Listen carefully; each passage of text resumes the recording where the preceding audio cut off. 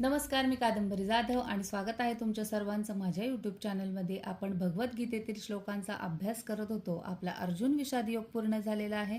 सांख्य योगमधले आपले 56 श्लोक पूर्ण झालेले आहेत. आज आपण पाहणार आहोत 57वा श्लोक.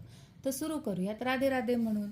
यः सर्वत्र अनभिस्नेहा तत तत प्राप्य शुभ अशुभम न अभिनंदती न द्वेष्टी तस्य प्रज्ञा प्रतिष्ठिता. म्हणजेच या भौतिक जगतात जो कोणी शुभ अथवा अशुभ गोष्टींच्या प्राप्तीपासून प्रभावित होत नाही आणि जो अशा प्राप्त शुभाशुभ गोष्टींची स्तुती अथवा निंदाही करीत नाही, तो पूर्ण ज्ञानामध्ये दृढपणे स्थिर झालेला असतो.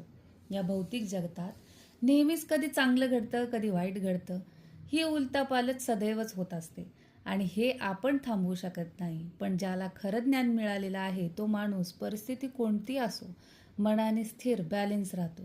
जोपर्यंत मनुष्य या भौतिक जगात जीवन जगत असतो तोपर्यंत नेहमी शुभाशुभ गोष्टी घडतच असतात, कारण हे जग पूर्णपणे द्वंद्वांनी भरलेलं आहे.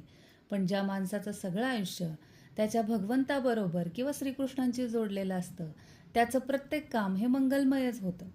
भगवंतांशी जोडला गेलेला असल्यामुळे असा माणूस हळूहळू उच्च दिव्य स्तरावर पोहोचतो आणि हीच अवस्था म्हणजेच समाधी, पूर्ण शांतता आणि स्थिरता.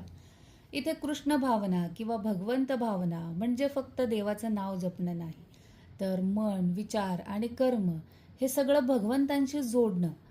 असा माणूस प्रत्येक गोष्ट स्वार्थासाठी नाही तर योग्य हेतूसाठी करतो. त्याचं मन शांत, समाधानी आणि स्थिर असतं.